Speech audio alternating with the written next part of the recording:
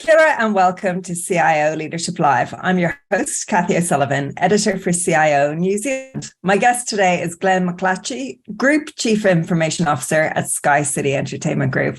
Hello, Glenn. How are you doing today? I'm great. Thanks, Kathy. Good to hear. It's a wet and miserable day in Auckland, and SkyCity is one of Auckland's icons. You know, you see the Sky Tower everywhere, but SkyCity is obviously more than the Sky Tower. Can you tell us a little bit more about SkyCity Entertainment Group, your role there, and what your team does? Sure. So we are an entertainment business. That's kind of our brand, and wrapped up in all of that is kind of at the heart of what we do is the casino business. So we have a casino here in Auckland, which everyone will be really familiar with. We have one in Hamilton, we have one in Queenstown, and we have one in Adelaide. But it's surrounded all of that, you know, as we kind of talk about the premise or the campus that we have, which is all of the restaurants and the hotels that surround that. So we've got this, you know, beautiful brand new hotel that we've built in Adelaide. If anybody gets the chance to go over there, it's luxury, absolute luxury. It's just a gorgeous site that we have in Adelaide.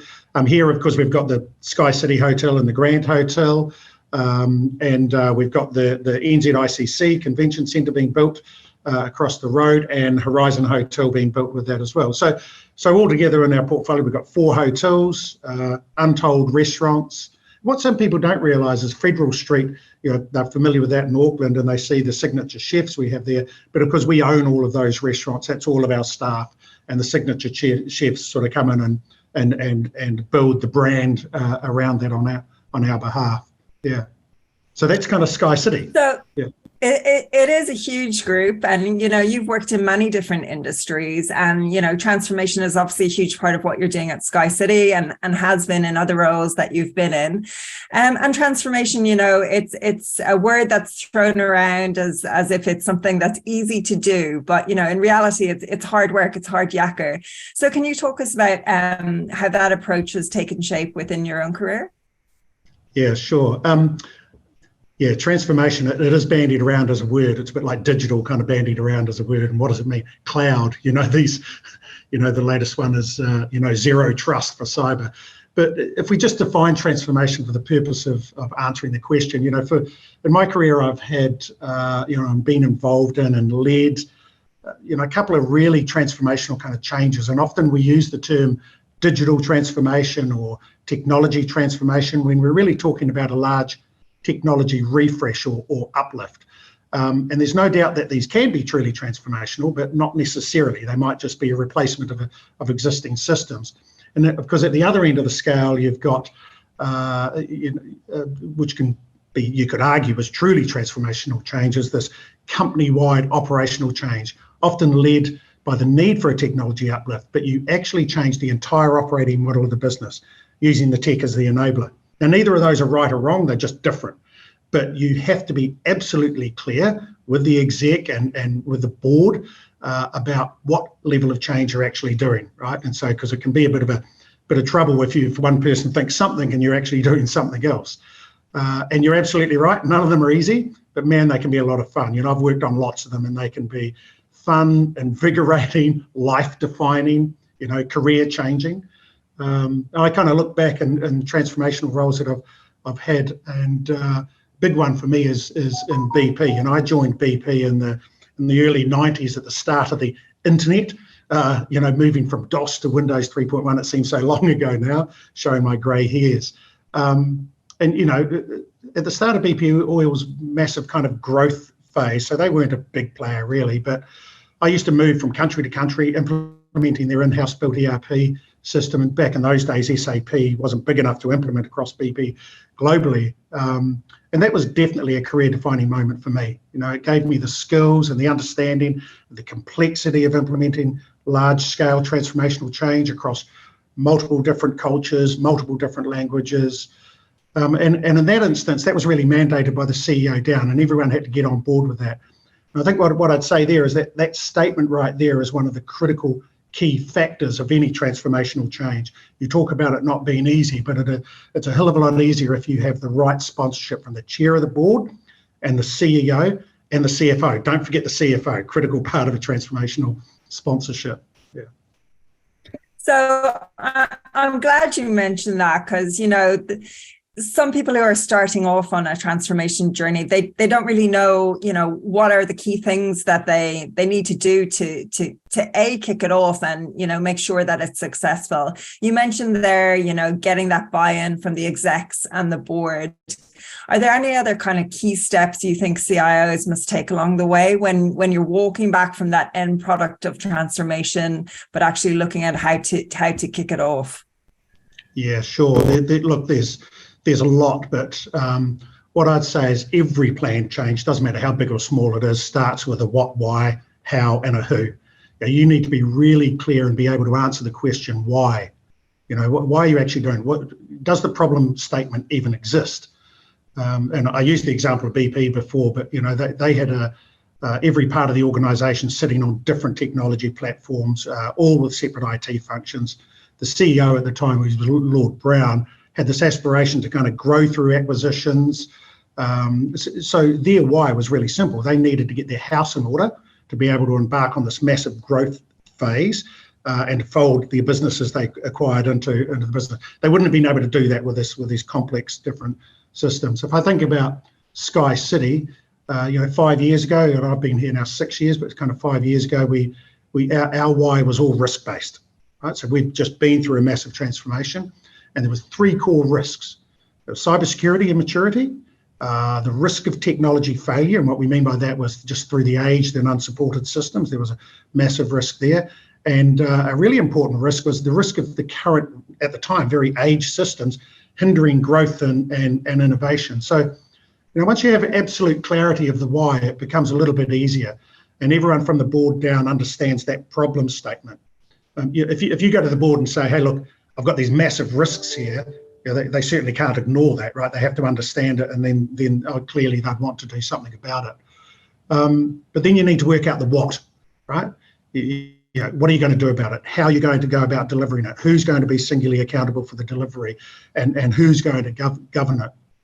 I'd say one of the other key artifacts, and I use this, not everybody does, but I kind of like to produce what I call a storyboard that explains, to the whole organisation, the plan of the timeline, the order of events, the major milestones. Essentially, it's a marketing tool around the change that's going to take place in the organisation, because you need a fair bit of stamina and maturity to stay focused on a multi-year change transformation program, because people change out, right? So you can have all the support at the beginning of it. By the time you get to the end, it can be very different exec, very different board, and you need to be able to constantly say, this is what we're doing, this is what we've done, this is how much more we've got to do, and don't change that story, right? So it's just repetitive and repetitive. I guess the other thing I'd say is that no organisation has unlimited funds, right? Nor do they have unlimited subject matter experts. So the how becomes really important.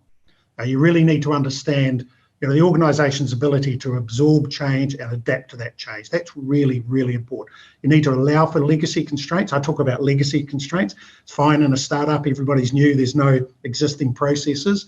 But if you're in a legacy organisation, if an organisation is not used to technology change or new ways of working, then you need to allow for that. It's really important. Sending someone on a course and calling them a Scrum Master doesn't make them one, right?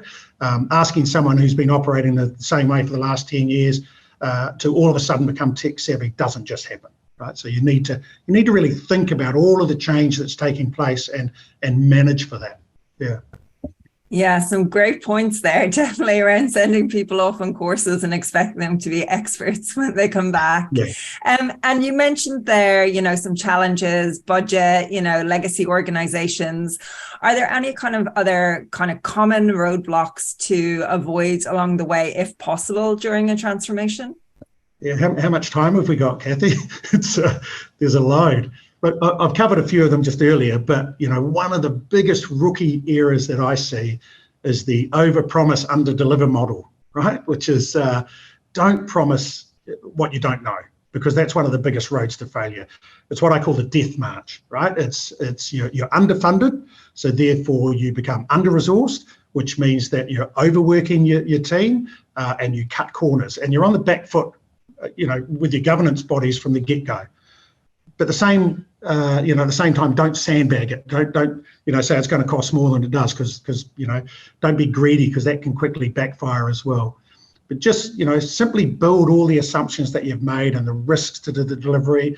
Just good old-fashioned honest transparency will just pay dividends. Don't bullshit to your governance boards, right? They need to be your biggest supporters, and they will be. Yeah. So some other common roadblocks, assuming that everyone's on board. Yeah, this is a big one, actually. Assuming everyone's on board when the train leaves the station. So everybody's signed up to it, off we go, we're on our transformation journey.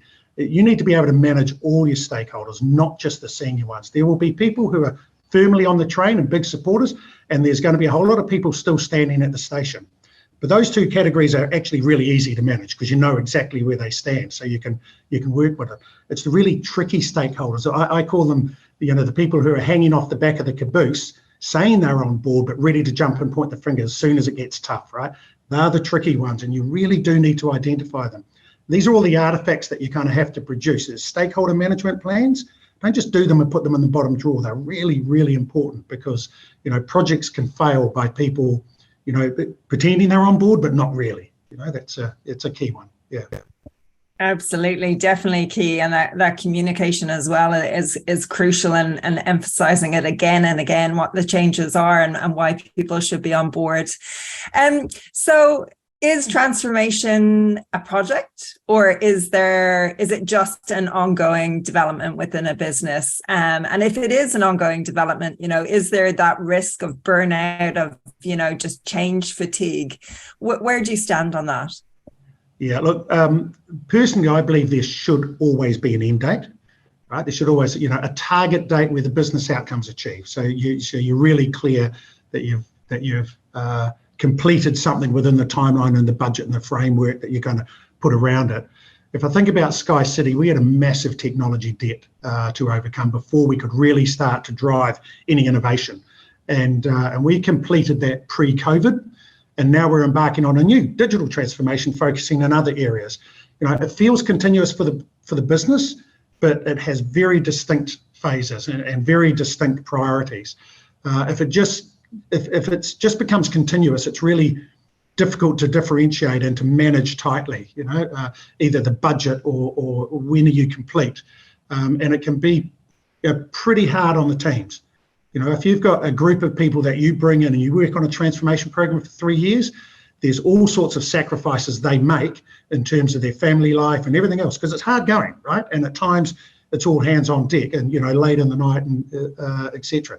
So if that's just continuous, you'll get burnout, right? So I like to have distinct dates so you can stop and celebrate a success and then move on. Yeah, that celebration of success is so important, isn't it? Reflecting on those wins and actually seeing how far that you and your team have come in your transformation journey. So then, Glenn, as Group CIO, in what ways do you collaborate and influence the wider organization and that leadership team? Yeah.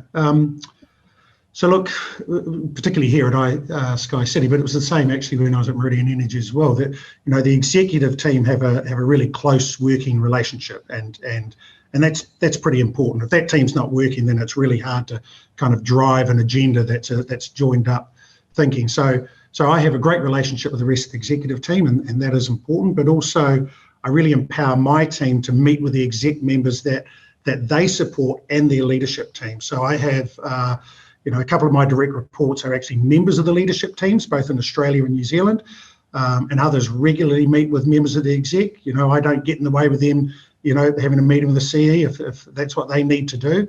I kind of describe it as never standing in the way of people having the right conversations with the right people. There are no hierarchies in my book. So I think that's really important. When you start getting these hierarchies, it just takes forever to kind of get to the point and make the right decisions. I kind of see my role as providing the strategic direction, the coaching, the air cover, as I call it, and then just get out of the way of my guys. Yeah. So the role of CIO, it is changing, especially we've seen a lot more pressure on CIOs during the pandemic. And, as businesses looked at what they were doing to reach customers in new ways when they weren't able to have physical premises. But, the role of CIO, as I said, it is becoming a lot more key in organizations. So what do you think are some of the key attributes of a successful modern day CIO when it comes to leadership? Yeah, look, right at the very top, and I think you'd probably get this answer from every CIO, is caring about your team. Right, that's absolutely critical, particularly in the current environment. But actually, that's irrelevant. You need to do it all the time. For me, that's the absolute priority. People have choices about where they work, and if they're not happy, then they'll make choices about their commitment, their work ethic, and ultimately whether or not they want to stay working for you. And it doesn't take a lot to genuinely care about your team and understand all of the influence that they have, both positive and negative, outside of work. So people have other stuff going on, right? They have children who are sick, or breakups, or parents that are going on, or moving houses, or buying stuff. There's always something else going on. And if or illnesses, you just need to support them and understand that. And honestly, it doesn't take much. I got kind of taught a very simple phrase to say over and over in my head when I was a young manager, and I think it still holds true today. And it's really simple, and it's about them, stupid, right? So I just say that in my head. It's not about you. It's not about anything else. It's always about them. And if you start from that process, I think you can absolutely change the world, right? It's amazing what you can do with a group of highly motivated people who care about each other. But look, other key attributes are clarity of thought and direction. That's really important. Thoughtful decision making. So it's nothing worse than the team thinking you're being a bit odd about your decision making. So it's what I really mean by that is about listening to your team. Have the power to hold 2 or 3 opposing thoughts in your head at the one time, because you will get different views. But also be really clear when you're making a decision without their input. Right, so you don't have to do that very often, but sometimes you do. And the way I kind of describe it is just say, hey, look, this is a decision I'm making. I'm going to make the call on this. It's done. So just be decisive. There's nothing worse than sitting on the pot, so to speak, right? The other thing I'd say, last point probably on this would be, don't be afraid to swim out of your lane, right? If you have a view, share it. And this is what I mean by working with the rest of the exec team. The CIO who's only focused on technology is actually an IT manager and not much use to the rest of the exec team, right? So, you have a view, share it. Yeah.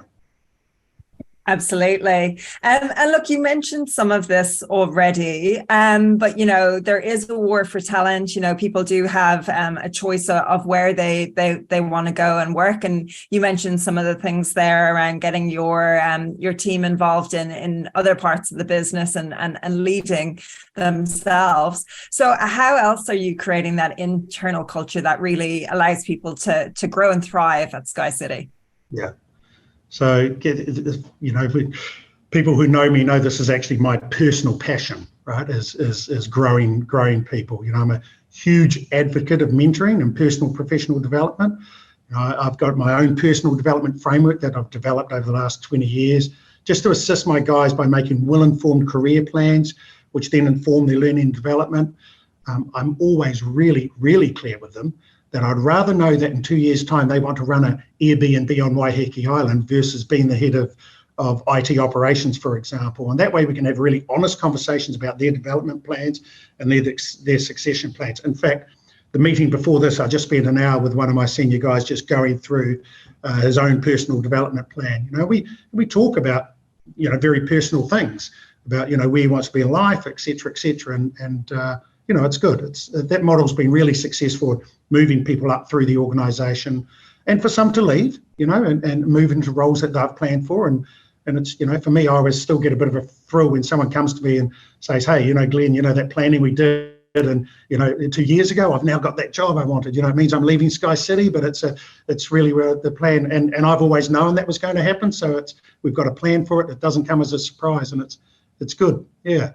I'd say in terms of diversity, kind of full stop, not just gender or culture, SkyCity's got a really good track record here. We have an inclusion council which covers accessibility, gender, identity, which is our Sky City Pride area, life stages, and of course culture, each with various members of the executive team acting as executive sponsor. So I'm the executive sponsor for the Pacifica Village, which sits under the cultural piece.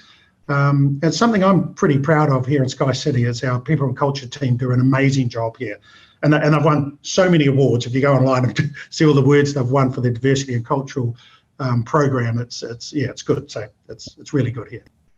Yeah, and look, diversity is definitely something that, studies have shown that, the more diverse your team is, the better performing the team is going to be. And IT, has traditionally suffered from hiring the same types of people. Is there anything that you're doing from a practical point of view? And you mentioned the Pacifica initiative that you're leading there at Sky City, but from an IT perspective, what more can be done to get people from a diverse range of backgrounds, be that cultural, age, neurodiversity? What else do you think can be done to get more people from different parts of Aotearoa into the industry?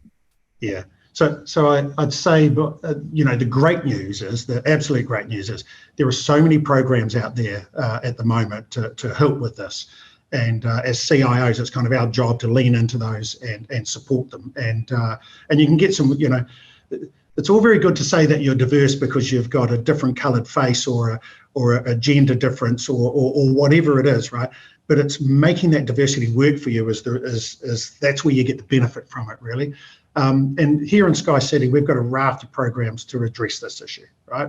We've been part of a partner of Tupu Toa since its inception in 2016, and that's all about growing Māori and Pacific leaders. And that commitment sees us take on, 5 interns or more for work experience placements from November to February each year. And in ICT, we're actually just in the process of bringing someone in right now for that program. So I would say personally, I think it's changing. When I started in IT, it was the path into IT was via a very male-dominated computer science degree, right? But now we have numerous IT professionals with business and commerce degrees and marketing and finance, or no degree at all. We're grabbing people from the gaming floor. We're kind of lucky here at Sky City because we've got 3,500 employees. We're getting young guys who are working in cleaning services or just working in the hotel and reception areas and waiting. And they've done a little bit of work around IT and they're interested, and we can bring them into the service desk and grow them up. So we've had a very diverse team of people coming up through the ranks now, starting at the service desk or as project coordinators and working their way up into senior management roles. And we've got a really good track record there. It's something I'm quite proud of, and particularly the wider Sky City. I think we do really well here.